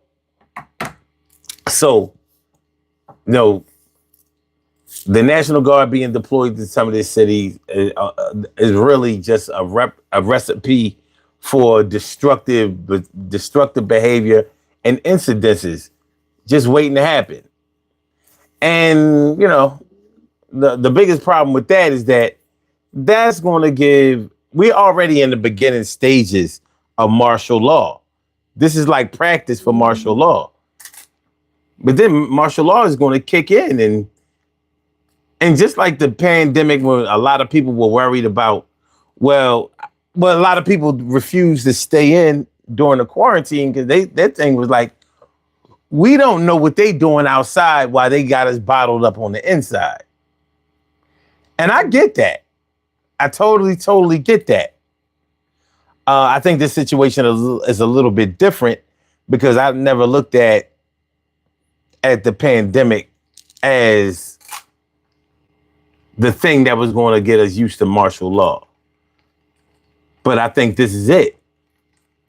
This is it. I think this will probably take us right there. Because the longer this man is alive, the worse shit is going to get. And the longer it's going to be masked as something great, unprecedented. No one has ever seen anything like this before.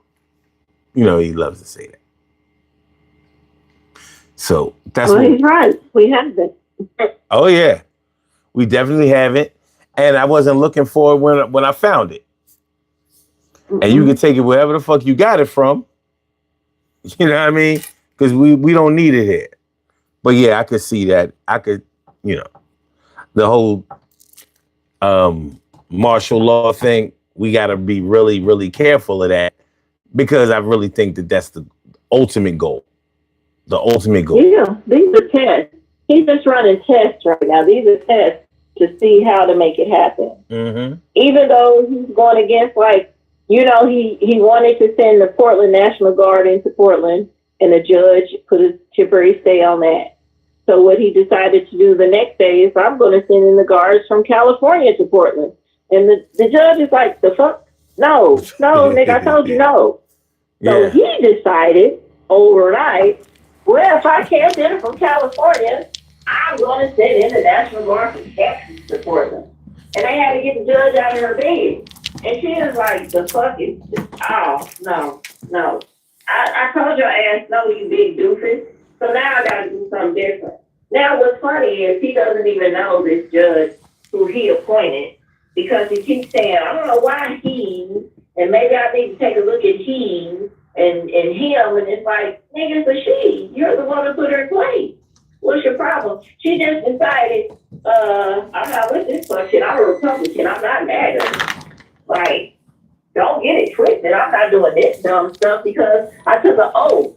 And I went to do this thing here on the Constitution. And what I'm not going to do is go against the original oath. So let me do what's legal. And, sir, you can't do these things. So now she has to go back into court and do the whole thing saying, no, you can't send anyone in, any National Guard from anywhere because there are no signs of true insurrection. Mm-hmm. Mm-hmm. So that means he's got to sit and find another loophole, another way around it, because he is testing right now. So he can put martial law in place. And it's like, oh, okay. Yeah, this. And I'm just gonna tell you, for these niggas in the hood who are gangbangers and always talking all this shit, yeah, nigga, you can't telling each other as rappers. You better check into my city before you come. Well, tell ICE they need to check into your city before they come, or shut the fuck up for real, for real. I don't want to hear another motherfucker say that. Mm-hmm. Like Rick Ross and all them are quick to say, and nigga, you come here, you didn't check in. Well, you better tell ICE to check in. Fuck on shit. Everybody's so tough until they have to be. Cause I ain't seen yet not a gang member come out of nowhere and throw up no signs and take anybody out. The same motherfuckers robbing grandmas on bus stops and stealing from kids, getting your community hooked on drugs. How come you're not doing the shit you claim to be tough to do? So see, as I'm watching it in my city, I'm like, shut the fuck up for real, because you're not tough. Because for real, you're not. That's why the Proud Boys was able to march here even a little bit. Like it wasn't because you're not tough. Like we sent them an invitation, said, hey, we're having a garden party. You're invited. Yeah. Fuck on out of here. And that's what we're working with. But they voted for this. And that's the problem. A lot of people who voted for this shit cannot eat that crow. They cannot, I don't need them to admit that they're wrong. I need them to basically straighten up and, like, how about you just do better? And one of the things that you can do better is you gotta put a stop to this motherfucker. There's no way around it. He has to be stopped. At this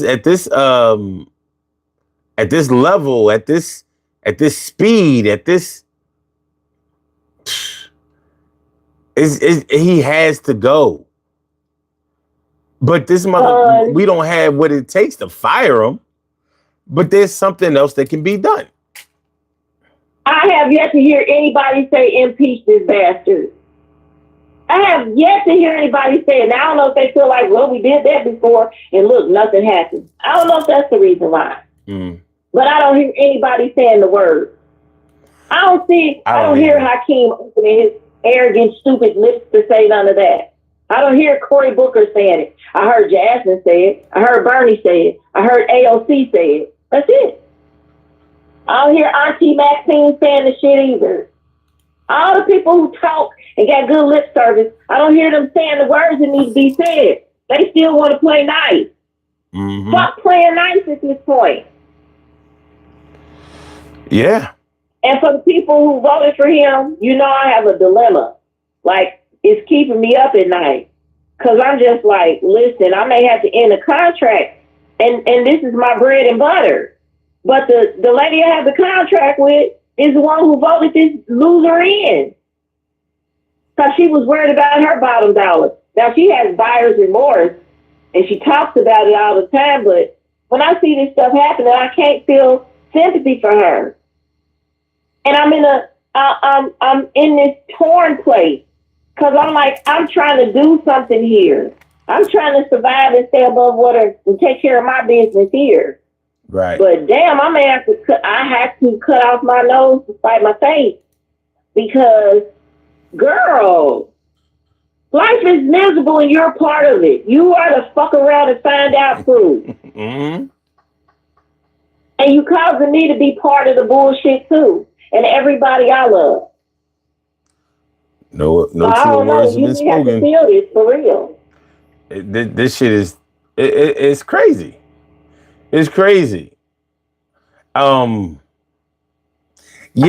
MAGA is obsessed with owning the libs, but the libs are not obsessed with owning MAGA. Nope. So there's a clear disconnect here. We don't have the same agenda. So let me get this thing together. So this widens the division amongst us. And it's bad enough that some people are on either side and don't even really know why. They don't know what the fuck they fighting for, or in some instances they don't know what they fighting against. They don't even know. So with people being lost out here to that degree, they can't be relied on. It's bad. It really is. It's worse than bad. It's worse than bad, and imagine it's going to get worse. That's the part. Like, it's worse than bad, and it's going to get worse. I tell everybody, listen, whatever holiday you want to do that shit right now, because we don't know what next month is going to bring. Hell, October came in with a bunch of mess, and you like, oh, this is my time. I'm celebrating and doing all the Halloween stuff. This is my good time. But I'm not enjoying this month. I'm not enjoying October like I usually do. So I'm just like, if you want to take your kids and put up a Christmas tree, do that shit tomorrow. Go on and have your Christmas tomorrow. You want to do your Thanksgiving celebration on Friday, do it. Do all the things, because we don't know what tomorrow's going to bring for real. We do not know what we're going into in November. We just don't. And we have major weather shit on the front coming up. And this nigga don't talk about nothing to do with these natural disasters. Nothing.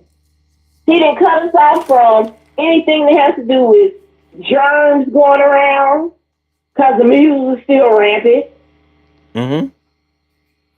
This is a year when the kids are sick and the kids are walking germ bombs. So the flu, RSV, still cases of COVID. We don't know nothing about none of that shit. Like, he's sending these National Guards into these cities, and they're bringing germs too. So they're leaving a trace of mess everywhere they go. So everybody's going to be sick all over again. Then what? And we have natural disasters. And the Farmer's Almanac saying we're going to have a horrific winter this year. You mean the groundhog? So whatever. Huh? I said, you mean the groundhog? No, I said the Farmer's Almanac. I don't know about no groundhog. That ain't the same groundhog. I don't care about that. Well, they use the groundhog, but we know that's not real. That little rodent. No, it's just it's just a prop, but they actually use the Farmer's Almanac. That's what I was do they really? Yeah. The groundhog is just a prop. They get the prediction from the Farmer's Almanac. Okay. So whatever the Farmer's Almanac predicts, like a longer winter or early spring, they make sure that the groundhog says what they needed to say. It's all bullshit. That groundhog. Speaking of groundhog, I saw a groundhog. The other day. Around the way. What? I saw a groundhog the other day. Let me show you a picture of him. This groundhog was getting busy. Where's my groundhog? I've never seen one in real life. Oh, no? No. The motherfucker's a half-ass cute. Let me see. Yeah, the pictures, I mean, they look cute, but I'm good. This is him in the empty lot on my block. Yeah, so that's... Oh, shit. What the fuck? All right. Okay. My cat be like, hey, friend, and then kill it. No, groundhogs ain't going out like that. Oh, damn. Oh, you don't fight it as much as you can because he's a psychopath. Oh, look at it. Yeah, he was getting busy. No, that's you. That's you. All right. Wait a minute. What do they do? What is their purpose? They dig holes, and they like you see him right there. He was eating out the trash. That's like what. A raccoon. Yeah, but the motherfuckers is fat. Like if you. But what is their purpose? What do they do? What do they? They eat bugs and you know, they eat bugs. Let me hold on. Let me get it. Let me get it together. I ain't gonna be out here guessing. What are groundhogs' contribution to nature?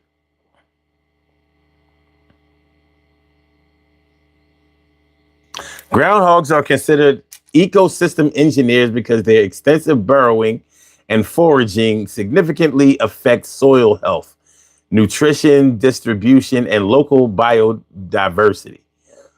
While often viewed as pests by gardeners and farmers, their ecological contributions support a range of other species. Okay, I can see that. So, yeah. Okay, foraging for pests. While they primarily eat plants, groundhogs occasionally supplement their diet with insects like grubs, grasshoppers, and snails, helping to control these populations.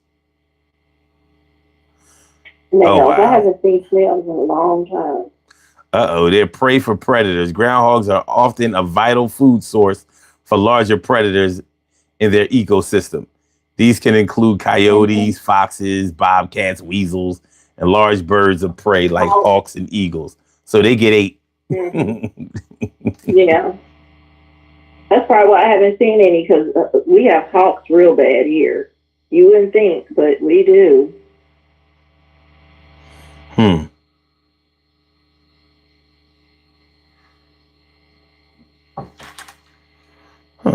Interesting.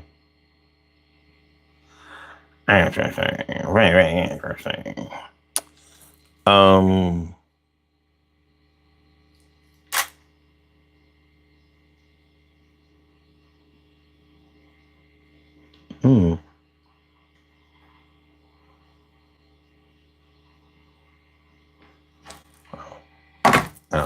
Okay. Anyway, we gonna get up out of here. Do these birthday shout outs, and then I'm gonna let you good people go to bed, because that's what I'm gonna do. And yeah, that's gonna do it. I'm gonna let me speak real quick before you go.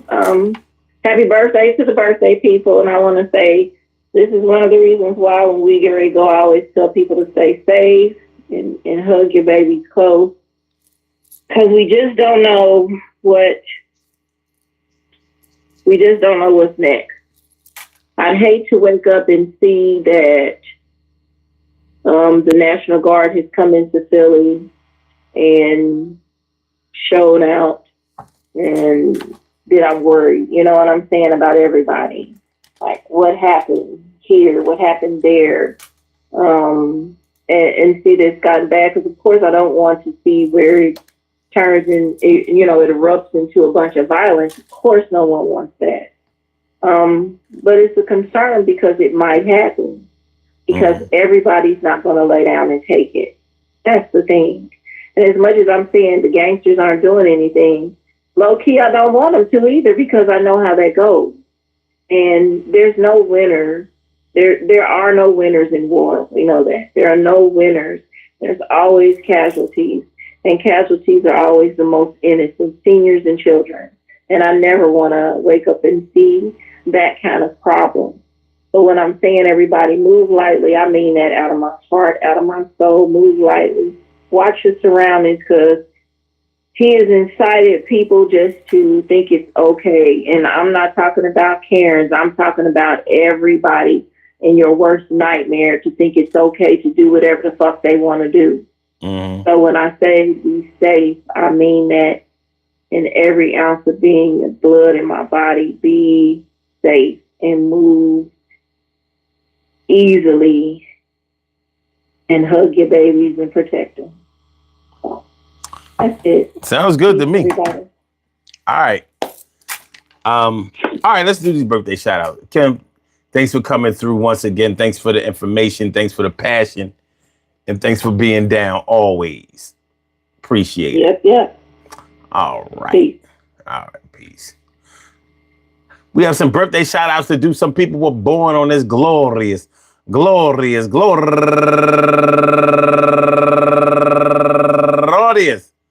October 6th, and they deserve to be acknowledged. So let's go about our business of acknowledging them and making them feel special because they are special because they are special because they are S-P-E-C-I-A-L. They get the R-E-S-P-E-C-T.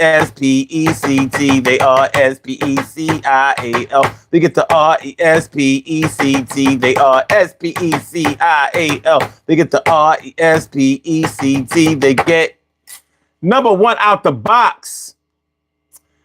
Laurel Wilson, happy birthday to you, Laurel. And also Sonny Libra, aka Libra's son, she's a go-getter. And Nichelle Morgan and Lakeisha Freeman Brown, Brown, and Lisa NBA.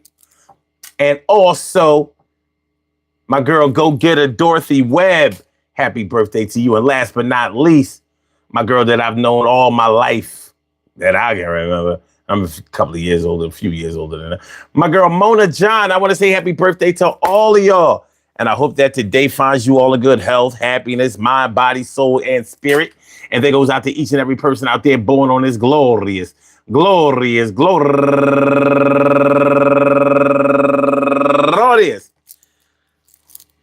October 6th, anywhere out there in the world, worldwide, internationally, and universally. All of y'all go ahead and turn up. But don't turn up too loud. Just turn up loud enough so everybody can hear you. Rock out, rock on and do the damn, to rock out, rock on and do the damn, rock out, rock on and do the damn thing. You do your thing, y'all. Represent the queens and kings. You do your thing, y'all. Represent the queens and kings. Good things happen to those who wait. Great things happen to those who grind. And anything can happen to those who go for theirs. So go hard, go for yours, and remember this. There are a lot of people who voted this shit in, and they will stick by this.